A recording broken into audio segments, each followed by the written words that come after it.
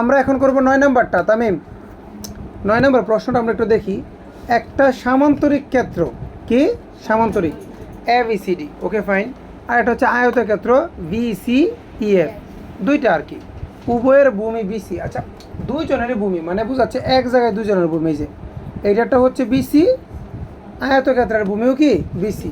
আচ্ছা, দুইজনের ভূমি যদি এক হয় তার মানে বোঝাচ্ছে দুইটা চিত্র কি একসাথে। তো দুইটা চিত্র একসাথে হলে এখানে আঁকবো সামান্তরিক, এখানে কি আঁকবো, আর এইভাবে আঁকবো আয়ত, এভাবে আঁকবো কি আয়ত। বিষয়টা কি বুঝাইতে পারছি? কথাটা বুঝেন। সামান্তরিক কি বলছে, সামান্তরিক এবং আয়ত যেহেতু দুইটার ভূমি যেহেতু এক, দুইটার ভূমি কি, তারপর দুইটা চিত্র হবে এক ভূমির উপরে, এক ভূমির উপরে চিত্রটা হবে এরকম।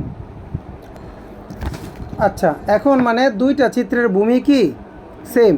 আর এখন আমরা এখানে কত কি বলছে, একই উচ্চতা বিবেচনা করে সামান্তরিক আর আয়তক্ষেত্রটি আঁকো। আচ্ছা, এখানে একটা প্রশ্ন থাকে, ভূমি এক, ভূমি এক হইলে ধরে যে সামান্তরিকটা আঁকলাম, এখন আয়তটা তো এই ভূমির উপরে আঁকবো, কিন্তু আয়তটা কি উপরে হবে নাকি এটা সমান হবে এটা তো জানতে হবে।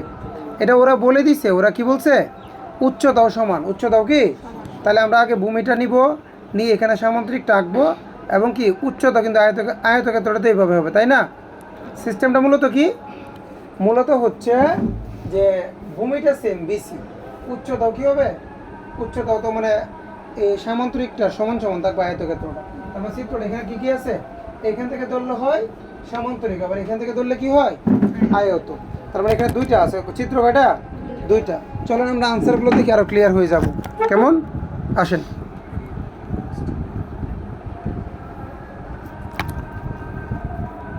তাকাও, এই এই যে এখানে আমাদেরকে চিত্রটা আঁকতে বলছে, আমি রুট করে দিচ্ছি, দেখো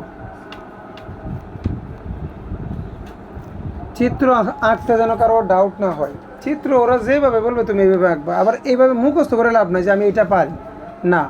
ওরা বলছে ভূমি সেম, কি বলছে, এই যে আমরা ভূমি সেম রাখলাম, চিত্রটা যখন আঁকতে গেছি দেখাও ভূমি হচ্ছে বিসি।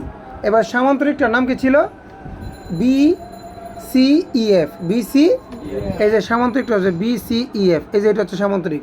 আর আয়তক্ষেত্রটার নাম কি ছিল, এ বি সি ডি। পেয়েছি, এক জায়গায় দুইটা চিত্র এঁকে ফেলছি, ক্লিয়ার। তুমি এখানে একটু বর্ণনা দিতে পারো যে কীভাবে কীভাবে আঁকছো।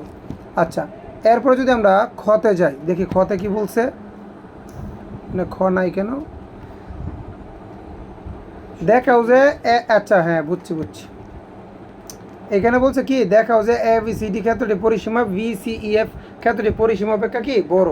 এটা মানে মান দেওয়া না, এটা এমনি ওই যে প্রমাণের মতো, উপপাদ্যের মতো, তাই এটা স্কিপ করছি, ঠিক আছে, এভাবে আসবে না।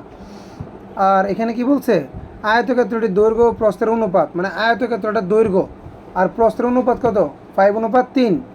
আর ক্ষেত্রটির পরিসীমা 48 মিটার হলে সামান্তরিকের ক্ষেত্রফল কত, একটু লক্ষ্য করো। মানে আয়তক্ষেত্রের দৈর্ঘ্য আর প্রস্থ ডাইরেক্ট দেওয়া নাই, কি বলছে অনুপাত।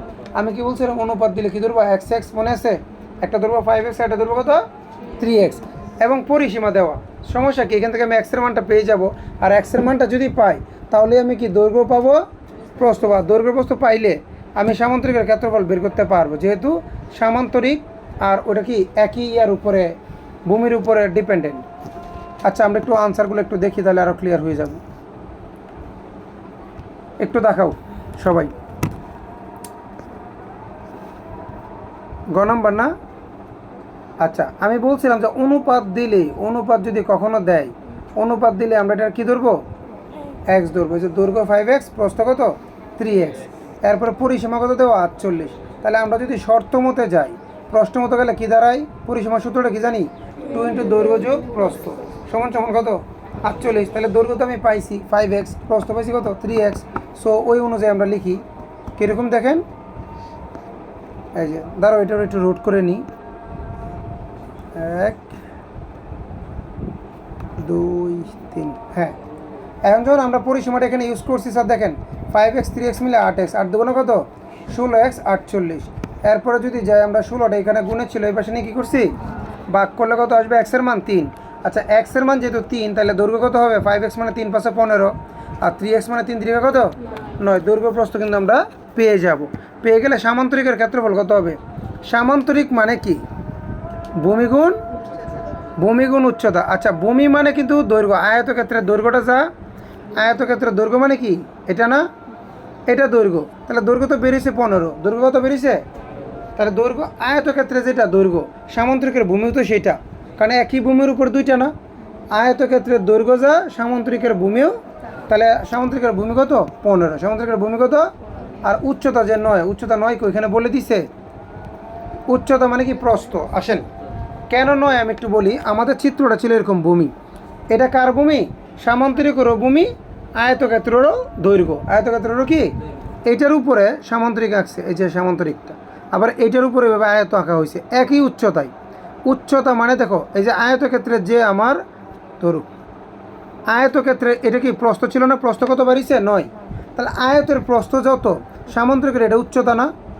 আয়তের যেটা প্রস্থ সামান্তরিকের এটা কি উচ্চতা, উচ্চতা কত হবে সামান্তরিকের 9, মানে সামান্তরিকের উচ্চতা যত আয়তের প্রস্থ তত, আর আয়তের দৈর্ঘ্য যত সামান্তরিকের ভূমি তত, তাহলে ইনডাইরেক্টলি যদি আমরা সামান্তরিকের ক্ষেত্রফল বের করতে যাই, দৈর্ঘ্য গুণ উচ্চতা, মানে ওই সামান্তরিকের উচ্চতা মানে তো আয়তক্ষেত্রের প্রস্থ, কথা ঠিক আছে, তাহলে কি লিখবো, ভূমি গুণ সামান্তরিকের ক্ষেত্রফলের সূত্রটা কি, আমরা এখানে যদি নতুন সূত্র পেয়ে দেখো, নতুন না অবশ্যই যদি পেয়ে দেখো কেউ আলাদাভাবে মুখস্থ করবে, একটা হচ্ছে সরবুজের বহুভুজের সূত্রটা, আর সামান্তরিকের ক্ষেত্রফলের সূত্রটা যদি কেউ না পাও আগে, সামান্তরিক ক্ষেত্রফলের সূত্রটা কি, ভূমি গুণ, তাহলে ভূমি গুণটা ওই আয়তক্ষেত্রের দৈর্ঘ্য সামান্তরিকের ভূমি, আয়তক্ষেত্রের প্রস্থ সামান্তরিকের উচ্চতা, শেষ।